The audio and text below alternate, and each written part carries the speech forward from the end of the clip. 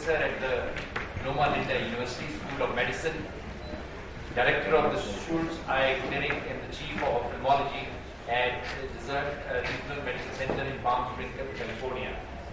He has a special interest in ophthalmic genetics and anterior segment disease and surgery, subjects in which he has authored and co-authored journal articles and chapters in the books. For the past 30 years, he has been a frequent visitor to India, where he has lectured and conducted courses on his subject in several hospitals, Shankar Nethralaya, Chennai, Arvind Eye Hospital, Madurai, and several centers in Mumbai. Dr. Schultz has lectured at the Fiatro Eye Institute at Moscow and is a visiting professor to the Chula Longkorn Medical Center in Bangkok. He is recipient of a gold medal from Bombay Ophthalmologists Association and International Academy for Advances in Ophthalmology. We welcome you, sir, for this guest lecture symposium, and we are very fortunate to have you with us. Thank you very much for your kind introduction. I'd like to take this opportunity to congratulate Dr. Koresh Muscatine today as president of the AIOC. And our history goes back over 30 years, and he is actually part of this presentation. So let's go back. Where we were, where we are now, and where we're going with Indian ophthalmology and perhaps ophthalmology in general. So we'll start where we were. It was over 30 years ago that I was first invited to the AIOS when it was held in Udaipur. It was actually at the Rabindranath Tagore Medical Center. That was a throwback to the 17th century, where we sat on cement seats in perhaps one auditorium. Just compare that to where we are today. This was the means of transportation. It was a very colorful, romantic area, and was my introduction to India. I loved it, and that's why I came back over 20 years, over 20 times over the past 30 years. This is the conference booklet. Please notice that the only mention of intraocular lens implants was an advertisement from Rina and Keela. Nothing else. India was quite unique in those days. I stayed at the Lake Palace Hotel. At that time, it was $29 a night before the Taj Group took it over. To make a phone call to the United States, I had to reserve a line 24 hours in advance. For an airplane, I can go to my destination, but I could not get a reservation for the return until they sent the request by plane to the destination, and that they would confirm that there would be a seat for me on the way back, because computers did not exist really in India, and that was also for the foreign airlines. We have come a long way. This was the group in the Cataract Care Center. I would say our surgical center. Here it is when I had dark black hair. Father Muscatine was the chief of ophthalmology at King Edward Memorial Hospital. Dr. Kanu, he was the chief of public health and was instrumental in the railroad vasectomy clinics. We had quite a group there. Here's the pre-ops getting ready for surgery. Please understand the problem then, and it even existed for 20 years afterwards, was that India, for many reasons, had a huge number of cataracts. We're talking even in 1998 that there were 20 million people in India blind from bilateral cataracts, and another 10 million from just cataract in one eye. Add to that there were 45 million people here in India that were blind in addition to cataracts, and I would say that they had visual disturbances, that they had visual pathology, and 12 million were actually blind. population, the sanitation, the sun, the wind, the sand, vitamin deficiency, really had a huge number of blind people. In actuality, India had 1/4 of the world's population of blindness. And from that, there was a group that was formed, the Cataract Blindness Control Program, to attack this problem. And the problem still is present today. Our method of examination, that's probably all that was needed, was a little flashlight or torch, as they call it in India. Because the cataracts were so mature, it really did not take a slit lamp to diagnose it. Here we're giving some pre-op tonometries. Notice that I did have hair then. And we're getting ready for the retrobulbar injections because everybody had it. There were no anesthesiologists present. Of course, we had to wash our hands, but this was with holy water. No gloves were used. I still don't know what the composition of the holy water was. I think it was a prayer. That was the composition. And here we had the group from King Edward Memorial Hospital that prepared all the instruments, sterile, boiled them up. Please understand that we went to areas where there was no electricity, no running water. We had to bring everything, including the generators, with us. And the cataract extractions, this was quite sophisticated because we were using cryo. The usual method that we used were capsular forceps and the Erisifake. Does anyone know what an Erisifake was? Good. Shows that you're plugged into the past. That was a little suction device that we put on the lens to bring it out. And the Indian and the cataracts had very little zonular support, so we did not get too many ruptures of the lens. Of course, documentation was critical. And here's the happy post-operative patients afterwards. We did not use lens implants for good reason in those cataract camps, but they did get +10, +12 glasses issued right away. So that's where we were. Of course, we celebrated afterwards, and Paresh, I think you noticed this beautiful woman.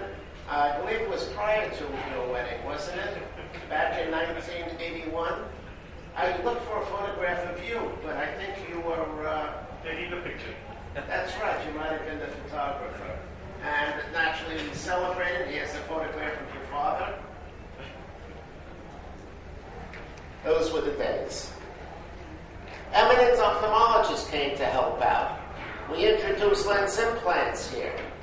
Extracapsular cataract surgery. Here's Jan Horst with me at a future meeting. We had Ken Kenyon come in 1983.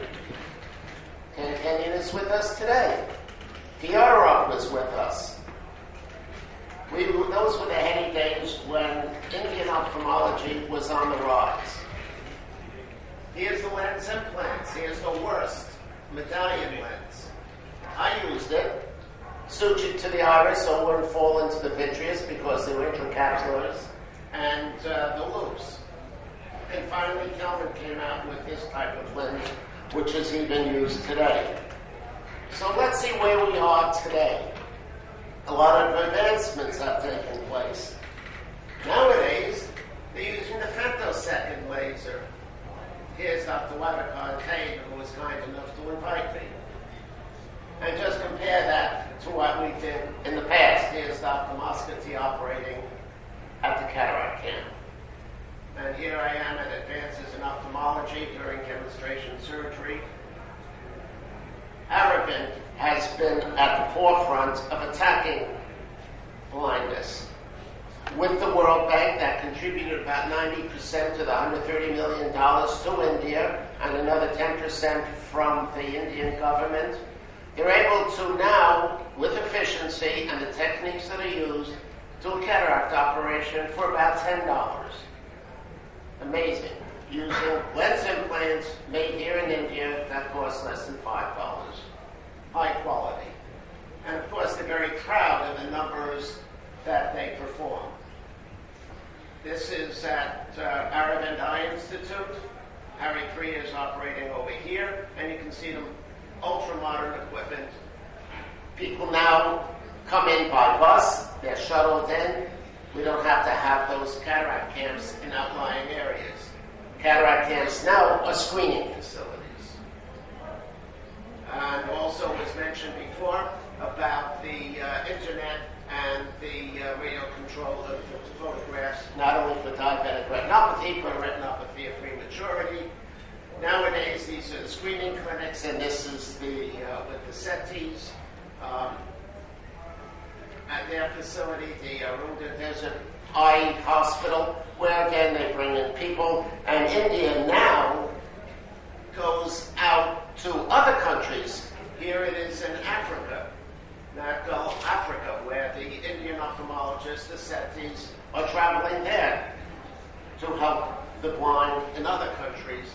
And people from other countries are coming to Arabic for instruction on administration and in surgery. So India now is an exporter of knowledge. And do I have to say that the Indian ophthalmologists come to our meetings in the United States, and they're teaching us about cataract surgery, including Dr. Vasava, who was here a few minutes ago.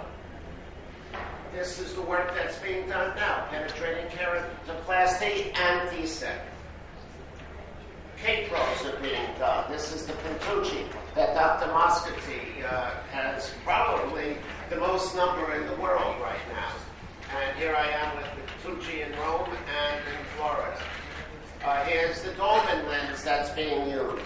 Sama Basak is using it. Dr. Moscati is using it. Others are using it here. Very ensemble. So where are we going now? Futuristic ophthalmology, and it's right here in India. India is now attacking the problem of education on the youngsters. We hopefully are doing the same in the United States. Here's the research institution in Arabic and the work that's being done. Molecular therapeutics, very important. I want to just talk about tissue engineering, replacement of detective cells with cultured stem cells. Virendra Sangwan, this is at Arvo in the United States, talking about his work with stem cells, who was alluded to earlier today. And here's my group. I hope you all come tomorrow at 3:30, Hall F, for the genetics course. My group, Dr. Sunderson from Arabic, Chief Veterinarian, L.V. Prasad, Sharola Damaraj. She's at Moorfields and also in here in India, and me. And Dr. Aldagi will be with us too. This is the stem cell lab at Sankara and corneal orbs. Research with parthenogenesis, with just a single ovum, not fertilized. They're able to now culture corneas, still in the experimental stage. But please notice that Krishna Kumar is working with the group in the United States. Krishna Kumar at Sankara Nethralya. And there'll be a genetics course later after this meeting here in India for those that are interested. So I want to thank you for listening to me. And right now, here in India and the world, we're off to the future. Thank you.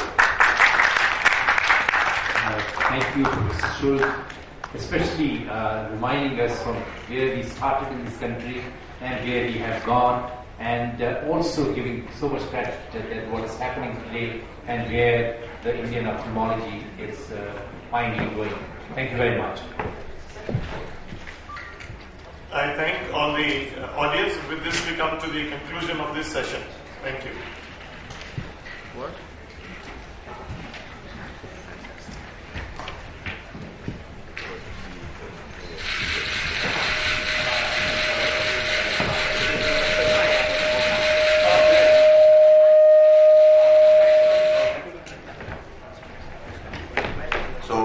Session is going to be court-martial in ophthalmology.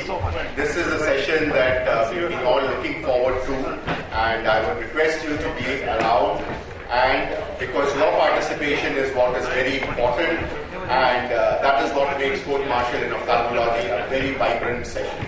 So all of you be here and we'll start right at 11:30. Right at 11:30. Court martial that is going on.